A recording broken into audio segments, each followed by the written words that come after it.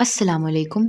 आज मैं आपके साथ बाहर की कंट्री के एक कैथोलिक चर्च के बारे में एक वाक़या शेयर करने लगी हूँ। मेरे साथ जिन्होंने ये वाक़या शेयर किया वो तो मेरे एक मुसलमान भाई हैं, लेकिन उनके एक क्रिश्चियन फ्रेंड के साथ ये वाक़या पेश आया था। वो कहते हैं कि मेरे दोस्त का नाम जॉर्ज है। जॉर्ज काफ़ी मजहबी आदमी था। वो हर हफ्ते या हफ्ते में 2 से 3 मरतबा चर्च ज़रूर जाया करता था और वो अपने इलाके के हर चर्च में एक दिन जाया करता था। इसी तरह उसको पता लगा कि उसके इलाके से थोड़ा दूर एक अबेंडोन्ड चर्च है जो बिल्कुल ख़त्म हो चुका है। वहाँ पर कुछ भी नहीं सिवाय जीसस क्राइस्ट के पिक्चर के। उसने उस चर्च के बारे में काफ़ी बातें सुन रखी थी कि वो हॉन्टेड है, वहाँ जो जाता है वापस नहीं आता। जॉर्ज जैसे ही वहाँ जाने के लिए निकला तो उसकी गाड़ी का टायर पंक्चर हो गया। उसको पंक्चर लगवाने में भी कितना टाइम लग गया और इस तरह से वो शाम को उस चर्च तक पहुँचा। जॉर्ज कहता है कि जैसे ही मैं वहाँ पहुँचा हूँ तो काफ़ी रात हो रही थी। सर्दियों के दिन थे, धुंध बहुत ज़्यादा थी और हद निगाह नहायत कम थी। उस चर्च के बारे में मशहूर है कि वहाँ पर 2 पत्थर रखे गए हैं। उस पत्थर से आगे जो भी जाता है वो उन बदरूहों के कब्जे में आ जाता है जो वहाँ पर पाई जाती हैं। जॉर्ज के साथ उसका एक दोस्त भी था। वो बहुत डरता था और उसने जॉर्ज को मना किया था कि अगर इस चर्च के बारे में इतनी बातें मशहूर है तो तुम यहाँ ना आओ, लेकिन वो किसी तरीके से उसको ले ही आया। जॉर्ज कहता है अब जब वो 2 पत्थर आए तो मैंने बाइबल की कुछ वर्सेस पढ़ना शुरू कर दी और मैंने इस बात को देखना चाहा कि मेरे साथ कुछ होता है या नहीं, या मुझे कुछ नज़र आता है या नहीं। जॉर्ज कहता है मैंने उन दोनों पत्थरों को क्रॉस कर लिया और मैं आगे चला गया और मेरे साथ कुछ भी नहीं हुआ। वो कहता है कि मुझे लगने लगा कि शायद ये बात गलत साबित हो गई है यहीं पर, कि यहाँ पर कोई भी बदरूहें नहीं पाई जाती। मैं थोड़ा सा आगे गया तो मुझे 3 से 4 कब्रें नज़र आईं।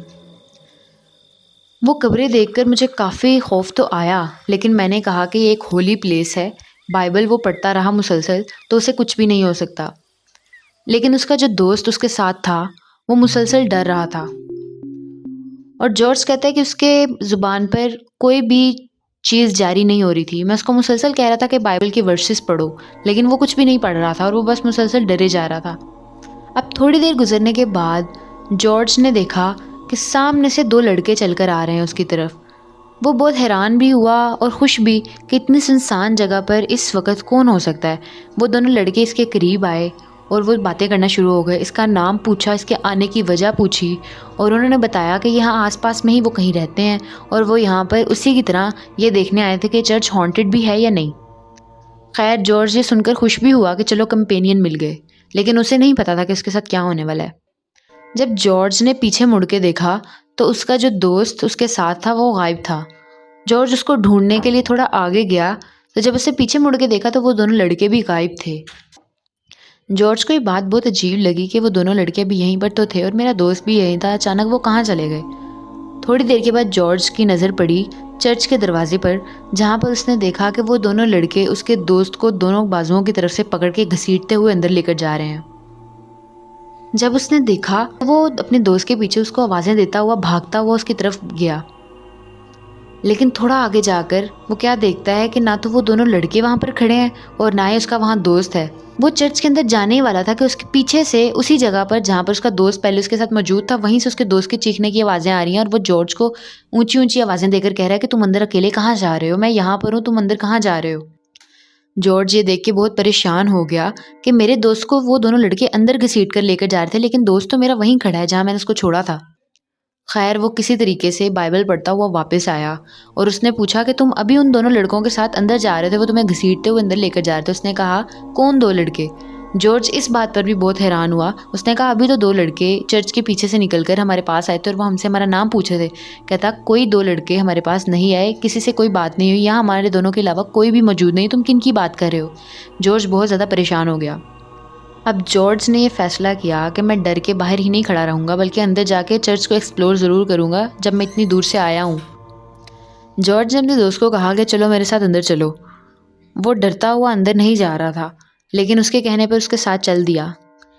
अब वो चर्च के अंदर जैसे ही एंटर हुए तो चर्च में सामने एक जीसस क्राइस्ट की पिक्चर पड़ी हुई थी।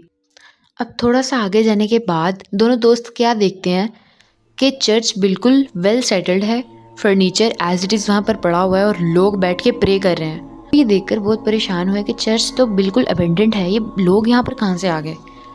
अचानक से वो क्या देखते हैं कि उन सब ने प्रे करते करते एकदम पीछे मुड़ के उन दोनों की तरफ देखा तो उनकी सबकी आंखें गायब थीं, यानी कि उनकी आइज़ के अंदर कुछ भी नहीं था और वो बिल्कुल काली थीं और वो उनको देखकर एक क्रीपी सी स्माइल देने लग गए। जॉर्ज और उसका दोस्त वहाँ से घबराकर भागने लगे। बाहर आके वो क्या देखते हैं कि एक बहुत लंबा आदमी उनकी राह में खड़ा रुकावट बन के उनकी तरफ देखकर मुस्कुरा रहा था और वो उनको मुसलसल कह रहा था, अब यहाँ एक मर्तबा आ चुके हो, अब जाकर दिखाओ। लेकिन जॉर्ज कहता है कि मुझे बाइबल की कुछ वर्सेस ज़ुबानी आती थी और मैं वो ऊंची ऊंची पढ़ने लगा, तो एकदम से देखते ही देखते वो सब लोग भी वहाँ से गायब हो गए और वो जो लंबा सा आदमी वहाँ पर खड़ा था वो भी वहाँ से गायब हो गया। इस तरह से जैसे तैसे वो वहाँ से निकल आए। ऐसा हर मज़हब में है कि ये मखलूक भी होती है, जिस तरह से हम इंसान हैं उसी तरह से ये जिन्नात भी पाए जाते हैं और उनकी अपनी मखसूस जगह होती हैं।